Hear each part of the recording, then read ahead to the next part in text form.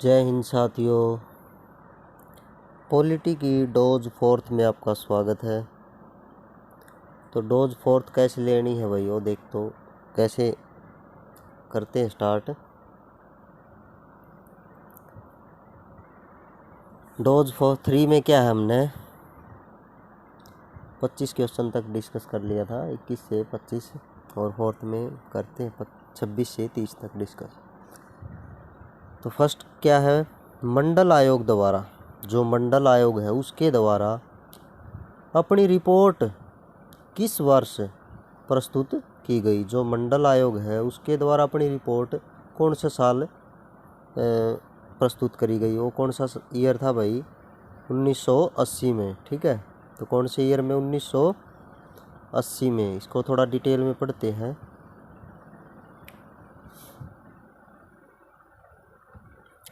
सामाजिक और शैक्षणिक रूप से, सामाजिक रूप से और शैक्षणिक रूप से पिछड़े वर्गों की स्थिति, जो पिछड़ा वर्ग है उसकी स्थिति, उसको जानने के लिए क्या है, 20 सितंबर 1978 को, 20 सितंबर 1978 को किसने, मोरारजी देसाई की, किसको, 20 दिसंबर 1978 को मोरारजी देसाई की सरकार ने बिहार के पूर्व मुख्यमंत्री, मोरारजी देसाई की सरकार ने, और बिहार के पूर्व मंत्री जो है मुख्यमंत्री कौन, बीपी मंडल, बीपी मंडल, बिंदेश्वरी प्रसाद मंडल, बीपी मंडल यानी बिंदेश्वरी प्रसाद मंडल, उसकी अध्यक्षता में पिछड़ा वर्ग आयोग के गठन की घोषणा की। उसकी अध्यक्षता में क्या है, पिछड़ा वर्ग आयोग के गठन की घोषणा की।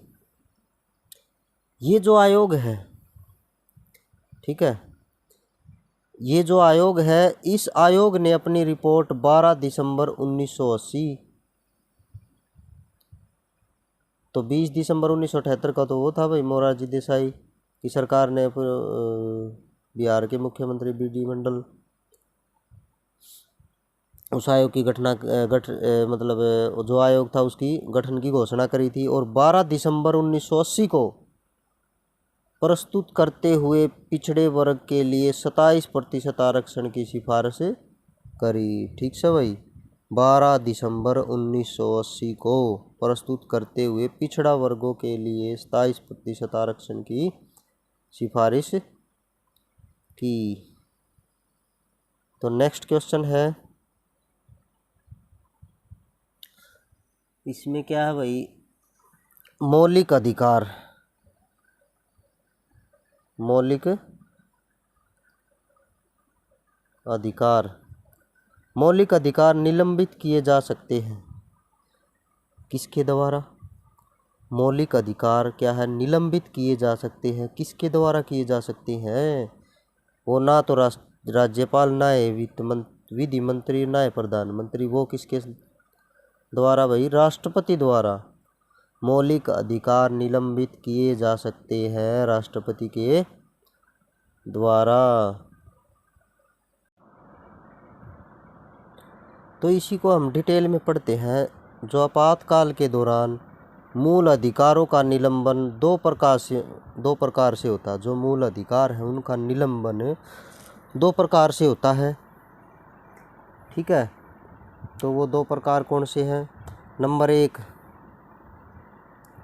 अनुच्छेद 358, अनुच्छेद 358 के अनुसार जब युद्ध अथवा बाह्य आक्रमण के कारण, युद्ध अथवा बाह्य आक्रमण के कारण भारत अथवा उसके किसी क्षेत्र पर आपातकाल प्रभावी हो, तो अनुच्छेद 19 में उल्लिखित मूल अधिकार निम्न को क्या है, स्वतः निलंबित हो जाते हैं। अनुच्छेद 358 के अनुसार जब युद्ध या बाह्य आपात की कोई कारण भारत अथवा क्या भाई, उसके किसी क्षेत्र पर आपातकाल प्रभावी हो, तो अनुच्छेद 19 में उल्लिखित मूल अधिकार स्वतः निलंबित हो जाते हैं। ठीक है। नंबर 2 क्या है, अनुच्छेद 359 में राष्ट्रपति को यह अधिकार प्रदान किया गया है अनुच्छेद 359 में राष्ट्रपति को यह अधिकार प्रदान किया गया है कि वह आपातकाल के समय में अनुच्छेद 20 व 21 को छोड़कर वह आपातकाल की समय में अनुच्छेद 20 व 21 को छोड़कर किसी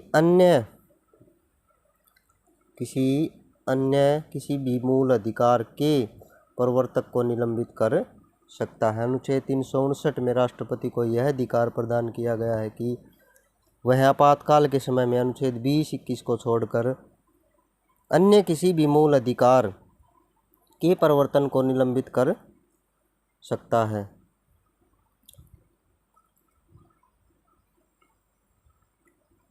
तो 28 में क्या है,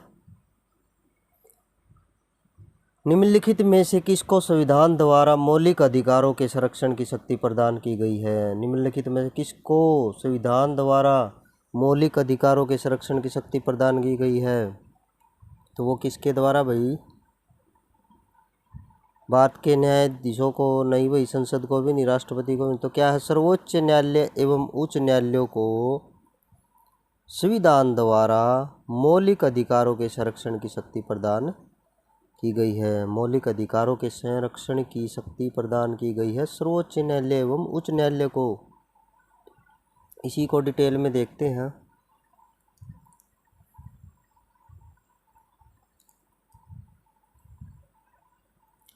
भारतीय संविधान में मौलिक अधिकारों के उल्लंघन के विरुद्ध, भारतीय संविधान में मौलिक अधिकारों के उल्लंघन के विरुद्ध अनुच्छेद 32 के अंतर्गत संवैधानिक उपचारों का अधिकार प्रदान किया गया है। अनुच्छेद 32 के द्वारा नागरिकों के मौलिक अधिकारों के संरक्षण की शक्ति का उच्चतम न्यायालय को प्राप्त है। डॉक्टर भीमराव अंबेडकर ने इस अनुच्छेद को, क्या है, दोबारा से देखते हैं। भारतीय संविधान में जो मौलिक अधिकार है उन अधिकारों के उल्लंघन के विरुद्ध अनुच्छेद 32 के अंतर्गत संवैधानिक उपचारों का अधिकार प्रदान किया गया है। संवैधानिक उपचारों का अधिकार प्रदान किया गया है अनुच्छेद 32 में। और अनुच्छेद 32 के द्वारा नागरिकों के मौलिक अधिकारों के संरक्षण की शक्ति जो क्या है, उच्चतम न्यायालय को प्राप्त है। इसके अधिकारों के संरक्षण की शक्ति उच्चतम न्यायालय को प्राप्त है। डॉक्टर भीमराव अंबेडकर ने इस अनुच्छेद को भारतीय संविधान का हृदय एवं आत्मा कहा है। भारतीय संविधान का हृदय एवं आत्मा कहा है, जहां अनुच्छेद 32 के अंतर्गत उच्चतम न्यायालय को रीट अधिकारिकता केवल मूल अधिकारों के उल्लंघन के मामले तक, तो क्या भाई, क्या कहना चाह रहा है ये, अनुच्छेद 32 के द्वारा नागरिकों के मौलिक अधिकारों के संरक्षण की शक्ति उच्चतम न्यायालय को प्राप्त है। ठीक है, नेक्स्ट क्या है, इसमें क्या कह रहा है, डॉक्टर भीमराव अंबेडकर जो है इन्होंने इस अनुच्छेद को भारतीय संविधान का हृदय एवं आत्मा कहा है। किसने कहा है? अनुच्छेद 32 को भारतीय संविधान का हृदय एवं आत्मा किसने कहा है? डॉक्टर भीमराव अंबेडकर जी ने कहा है। ठीक है, जहां अनुच्छेद 32 के अंतर्गत उच्चतम न्यायालय की रीट अधिकारिकता केवल मूल अधिकारों के उल्लंघन के मामलों तक ही सीमित है। जहां जो है उच्चतम न्यायालय की रीट अधिकारिकता केवल मूल अधिकारों के उल्लंघन के मामलों तक ही सीमित है। ठीक है भाई, वही अनुच्छेद 226 के अंतर्गत, ये अनुच्छेद 226 का जिक्र है भाई। इसमें क्या है? उच्च न्यायालयों की अधिकारिता, उच्च न्यायालयों की अधिकारिता में मूल अधिकारों के उल्लंघन के साथ साथ अन्य विषय भी सम्मिलित है। इसमें 32 में क्या था? मूल अधिकारों के उल्लंघन के मामलों तक सीमित था, लेकिन इसमें अन्य विषय भी सम्मिलित है। किसमें? 226 में। ठीक से, न्यायालय जो है 5 प्रकार की रीट जारी करते हैं। न्यायालय जो है 5 प्रकार की रीट जारी करते हैं। कौन सी? बंदी प्रत्यक्षीकरण, परमादेश, प्रतिषेध, अधिकार एवं परीक्षा, उत्प्रेषण, रीट, बंदी, प्रत्यक्षीकरण, प्रत्यक्ष रूप से परमादेश, परमात्मा, प्रति, हर व्यक्ति, सेध, याद करने के लिए भाई ट्रिक बना रहे हैं, प्रतिषेध, भाई प्रत्येक व्यक्ति का अधिकार है, अधिकार है, अधिकार परीक्षा, ठीक है भाई, वह अपनी बात रखे, ठीक है ना। उत्प्रेषण, रीट, प्रत्यक्ष रूप से, परमादेश, परमादेश, सबको आदेश दिया गया है, परमादेश देश ने, ठीक है। प्रतिषेध, प्रति व्यक्ति को, अधिकार परीक्षा, अधिकार है, उत्प्रेषण, रीट, समझ गए। तो नेक्स्ट क्या है, नेक्स्ट क्वेश्चन भाई, उच्चतम न्यायालय के अनुसार निजी भवनों के ऊपर राष्ट्रीय ध्वज को फहराना संविधान के किस अनुच्छेद के अंतर्गत आता है। जो भवन है, अपने घर है, उनके ऊपर राष्ट्रीय ध्वज को फहराना संविधान के किस अनुच्छेद के अंतर्गत आता है भाई, किस अनुच्छेद के अंतर्गत आता है।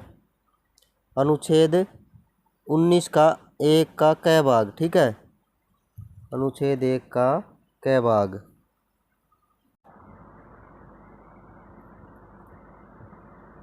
अनुच्छेद 19 के 1 भाग में आता है, तो इसको डिटेल में देखते हैं हम थोड़ा। हाँ,